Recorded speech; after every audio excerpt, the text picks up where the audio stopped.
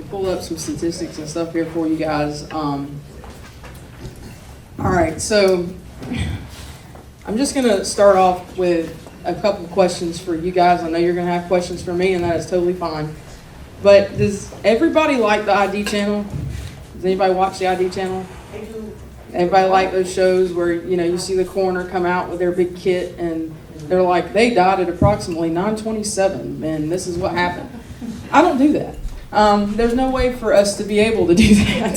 So there's some misconceptions out there about the coroner and what we actually do. So hopefully today we'll put some of those misconceptions to rest. Give you an insight on what life is actually like in this role and the kind of things that we're called upon and why it is an elected position. So the coroner is elected, and that is good for you all because you get a say in who that person is in your community. You get to decide who that person is going to be that's in charge of your death investigations and in charge of that person that's deceased and ultimately finding out what happened to them. I think that's a good thing. I like having that voice, and I like our community having that voice. So am I called on every single death in the county? No, I'm not. Okay, I can tell you that last year I was called on approximately 367 of them. So I was consulted for 367 deaths that occurred in Paulding County or as a result of something that happened in Paulding County. Okay, so if someone is in a car accident and they are life flighted to Atlanta, if that accident occurred in Paulding County and that person ultimately dies, those cases are referred to me. Okay, so I have to take over those cases. As far as when coroners are notified, Lydia wanted me to touch on this because there is sometimes some confusion. First of all, if there's any kind of violence involved, any kind of injuries that ultimately could have led to the death, that is going to be something that's referred to me. Suicide, something that's perceived to be suicide. We don't just jump to suicide, okay? But something that is perceived to be suicide or a casualty of an accident. If you are in apparent good health, and even if you have some medical history, the death is not expected. Those are going to be referred to me as well. Suspicious or unusual manners, obviously, and any children at birth or before the age of 7 that don't have any sort of expected terminal illness. Execution as a result of carrying out the death penalty. We don't have that in Paulding County, so I don't have to deal with those, but you know, in those counties where they have prisons and that sort of thing and they handle that, those coroners are called upon. Inmates, so if someone passes away in the custody of the jail or the sheriff's department, those are going to be referred to me. If you're in the hospital less than 24 hours and you pass away, those deaths are referred to me as well. Anything dealing with an apparent drug overdose, and this is a new one, pregnancy. If someone has been pregnant within the last 365 days and they pass away and it's not a result of something that we know what happened to them, they have to call me on those. And a lot of that is for the statistics because Georgia is one of the leading, unfortunately, places for maternal deaths. And so they're trying to gather information now and keep up with those statistics to find out what's going on with that. So they want us to be notified on those. And then when unattended by a physician, that one's kind of broad. So if you're at home and someone finds you, that sort of thing. So as far as a typical coroner situation, Lydia said, you know, kind of let people know what the process is because it, you know, sometimes people don't understand what the process is. I'm typically notified by 911. They call me directly, whether it's 2 p.m. or 2 a.m. And these are literally the words that I'll hear. Lindsey, we need you. Okay? And then they give me an address and off we go. Sometimes the detective will call me. I've been doing this long enough now that I've formulated some really good relationships with our sheriff's department. So sometimes they will call me and say, hey, this is what's going on before 911 could even call me and tell me what's going on.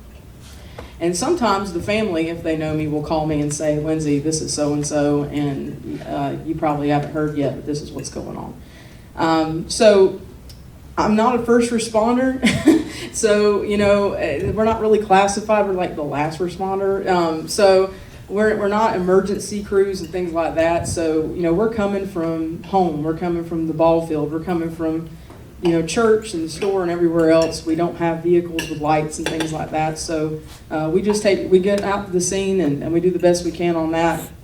As far as from the initial call to the dispatch time, When you get on scene, there's some things you have to take into consideration.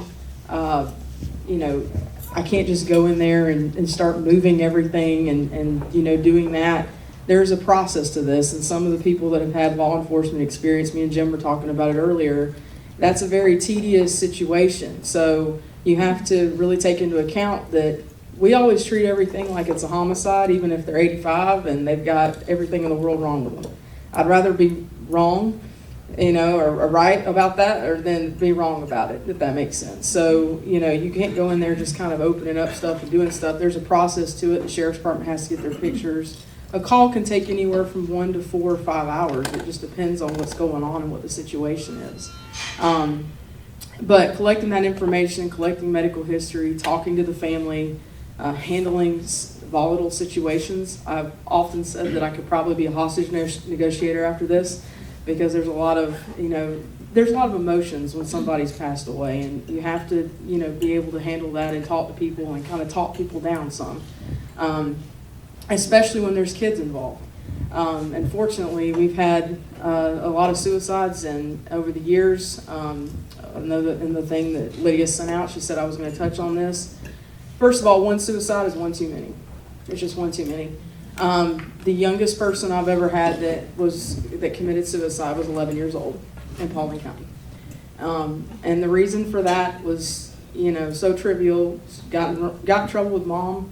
Mom took her phone, went outside to talk to dad to find out what the punishment was going to be from there on, and she shot herself. And it was over something like a phone. Last year, the youngest person that we had commit suicide in Paulding County was 15 years old. So it's just incredibly sad, because they've got their whole life ahead of them, and that's what we see every day. We see a lot of people that have their whole life ahead of them, and whether they're choosing to take their own life, or they're engaging in some kind of risky behavior like drug activity, or they're choosing to take someone else's life. A friend of mine that's a coroner that I kind of mentored under when I first started told me if someone is suicidal, they're probably homicidal. And there's a lot of truth to that. There is a lot of truth to it. So, but after the call is not considered completed until the death certificate is filed and the report is done. Fortunately, a lot of our cases go to Georgia Bureau of Investigation for autopsy. I don't do autopsies. I'm not a licensed pathologist. I can't do those. Nobody in Georgia that's a coroner is a licensed pathologist to do those. So the GBI is utilized a lot. There's only 4 counties in our state that actually have the population and the resources to have their own medical examiner's office. So GBI, when you guys see the press releases that say GBI is XYZ, we're along with about 89 other counties that go through headquarters in downtown Atlanta. So that's why when somebody says, I don't understand why my death certificate's taken so long, it's been 3 months, and that's why. Because toxicology tests take 3 to 4 months to get back. Sometimes the doctor will ask to send off samples of tissue and things like that. Those take time to get back. I have 10 cases from last year, from the fall, that I am literally harassing the medical examiners about, like literally every day. I'm on the phone with them, that are still not closed. We still haven't been able to give these families answers on those cases. So it's just really backed up right now. And I am thankful for the morgue, because especially, we got it at a good time, because right after we had it up and running, we encountered COVID. Thankfully, I didn't have a lot of dealings with COVID, because the people had been in the hospital for a long time. But I have had situations where the medical examiner's office has said to me, we're so packed right now, you're going to have to hold this person for 2 weeks, and we'll call you. And so that's tough to tell a family, but I'm thankful that we don't have to move them from Paulding County to Polk County, back to Atlanta, back to Paulding. That's just a lot of movement, and I think it means a lot to families that their loved ones are close to home and they're in the care of, us and the sheriff's department. They're not out somewhere abandoned, in a warehouse. We're right there with the new jail, so there's always activity there, and it's secure. Some statistics I want to give you. So there's 5 potential manners of death: natural death, suicide, accident, homicide, and then the last one we don't like, that's undetermined. Thankfully, not many are undetermined, but that is an option, okay? Who determines the manners of death? 9 times out of 10, it's going to be the medical examiner. So if the case falls into suicide, accident, homicide, or we just don't know, we're definitely calling GBI and saying, hey, you need to take a look at this. I can't make a doctor do an autopsy. A lot of families are like, well, you can order one, you can this, I can't make them do it. I can call them and I can say, I really think you need to look at it. And they can say, I don't think I need to, and you can release to a funeral home. And then I can say, I don't really agree with that. And then they can say, well, this is what we're doing. So at that point, I have to give a family private information for a private autopsy. So, and sometimes they do that and sometimes they don't. If the manner of death is unclear, there's accidental policies out here for insurance. Families need to know. I don't want to give you a false sense of closure. I don't want to tell you that so-and-so had a heart attack or so-and-so had a stroke, and then it's actually a brain bleed because they fell and hit their head. If there's any kind of perception there that something could be accidental, we're going to refer those cases every time so we can get the right answer for you. And that's what I tell the families. I want to give you the right answer. I don't want to give you the answer that you want to hear. I want to give you the right answer. So last year we were consulted on 367 deaths, so a little over one a day, if you do the math. Out of those, 69 were accidental, ruled accidental. So that could be anything from car accidents, motorcycle accidents, and it can also be falls. A lot of times if someone falls and they have a fracture and we're not sure if it's a brain bleed or whatnot, if you have cancer and you're going to the bathroom and you fall and hit your head, you get a brain bleed and they send you to hospice care and you die, that's an accidental death. You didn't die from cancer, you died from the brain bleed. So those are considered accidental. As far as drug overdoses, though, those are all ruled accidental unless we have reason to believe you intentionally use drugs with the purpose of killing yourself. 42 of the accidental deaths we had last year out of 60 were drug overdoses. And those were fentanyl, heroin, cocaine, and the new one we're seeing now is xylazine, which is a horse tranquilizer. I do not know why people are going to that, but they are. Suicides, we had 29 suicides last year. Again, one is one too many, the youngest being 15 years old. Out of those suicides, 20 were firearms related. So the person used a gun. Out of the 29 suicides, 6 were hanging. And then 2 were intentional overdoses where they left a note saying, this is what I'm doing. And then 1 was carbon monoxide. So the person chose to do it that way. We had 12 homicides in the county. So in a county of 170,000 people, that might not seem like much, but again, 1 is one too many. 2 of those homicides, it was a multiple homicide scene. So there was at least 1 victim on on 2 particular cases. So 6 victims out of the 12, it was the same scene, and it was a multiple murder situation. 4 undetermined. So we had 4 undetermined deaths, unfortunately, last year. The medical examiner just was not able to pinpoint a cause and manner of death. A lot of those are babies, unfortunately. If they're, sudden infant death sort of thing doesn't check out, they can't really tell you exactly what happened. That's the worst to me, I have to tell a family that you've waited this long and I don't have an answer for you.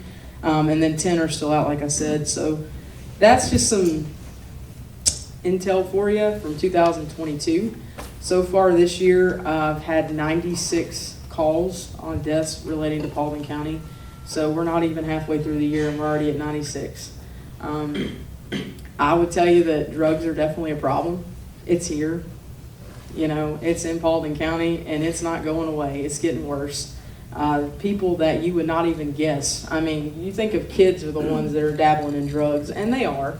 But there's grown adults. There's 60, 70-year-olds out here doing this stuff. I mean, it's wild.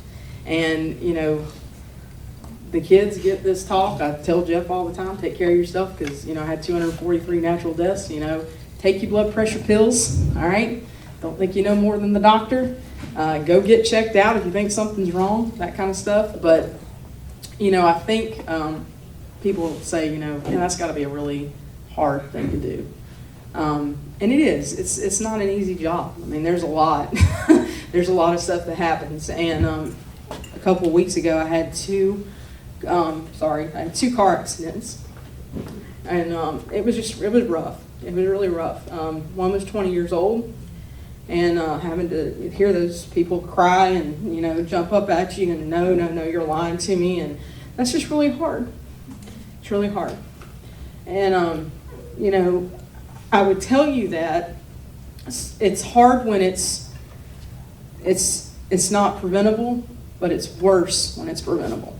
It's so bad when you have to stand there and say to somebody, if they hadn't done drugs, you know, we wouldn't be standing here, you know? And I think a lot of it boils down to we just live in a different world. It's not the same as when I was a kid, when you were a kid. You know, we had a problem at school. We went home. It was over. Like, we were at home. We were safe, you know? Now with social media, it's everywhere, you know? And these kids can't get away from it. And not only that, but it's not even just that. It's the fact that, you know, they go home and they don't know how to process disappointment anymore. They're not allowed to be disappointed anymore. You know, we've raised a society of people that don't know how to handle their emotions. They don't know how to handle anger. They don't know how to be disappointed. They don't know how to be sad. They don't know how to be frustrated. They don't know how to fail. Like, they get a bad grade and they just want to go kill themselves. Or they want to kill somebody else, you know, or they don't make the team, or what? I mean, well, of course, everybody makes the team now, right? I mean, everybody gets a trophy, you know? I mean, that's what we're living in, and this is the ramifications of that. And when you couple that with families that are not being families anymore, you know, and you're not having those dinner table discussions, those how was your day, and everybody putting their phone down and talking to each other, you have a lot of mental health problems, and you have a lot of drugs, and you have a lot of things like that. So if you want to make an impact and you want to make a change in the community, check up on people. You know, something doesn't sound right, it probably isn't right. If somebody calls you and says, hey, I just want you to know you've been a really good friend to me, and I really appreciate how you've been there for me, and you were always the best friend I had, and they're talking in the past tense, pay attention to that. Pay attention to that, because that's what people will do. They won't come out and tell you sometimes they're going to kill yourself. Most of the time when somebody says they're going to kill themselves, they're not really going to do that. They're doing it as a cry for help. It's the people that don't tell you what they're going to do, and they just call you to say, hey, I just want you to know I love you. And you're like, that's nice. And then later on you find out they've done something, you know. Drug overdoses, unfortunately, I don't think anybody thinks it's ever going to be them. I think I've yet to work a case where the person thought it was going to be them. They're just playing with fire. And I've had 2 nurses last year, 2 nurses that died of drug overdoses. You know, because they thought they could control it. They thought they knew enough about fentanyl. And fentanyl is 3 grains of salt will kill a grown human. That's all it takes. And so, you know, and they trust these people that they're buying it from. They think that, you know, these are my friends, and, you know, they're not going to do anything to hurt me, and they're not your friends. Like, they got somebody right behind you that's going to buy it, you know, and they don't care. They just don't care. So that's what I have for you today. I hope I've given you some good information. I'm sorry it's not been a more uplifting talk. Rarely is in my line of work, but listen, I do enjoy being the corner. I know it sounds really weird and like an oxymoron to say that you enjoy being the corner, but I really do feel in my element doing this. I feel like literally everything in my life prepared me for this. From the time I was born into death. And so I have been around it, and I have seen people get bad news, and I've experienced bad news myself. So I understand in those moments of how sad and how upset it is, and how sometimes people don't understand there's a process to things. And when you're going through something like that, you don't want to hear about the process. Like, it's irrelevant to you, but you want that person back.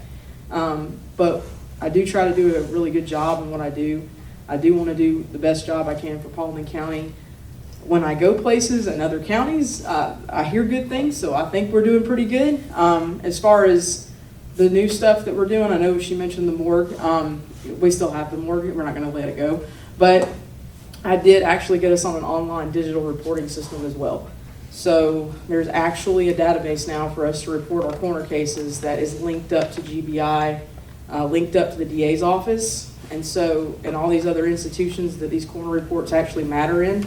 So we're in there, so they're there forever. They're kept up by the Department of Public Health, and it's a great way to report to GBI. So they have a record of everything, we have a record of everything, and we're all digital, which means that we don't have papers and boxes and filing cabinets like we used to.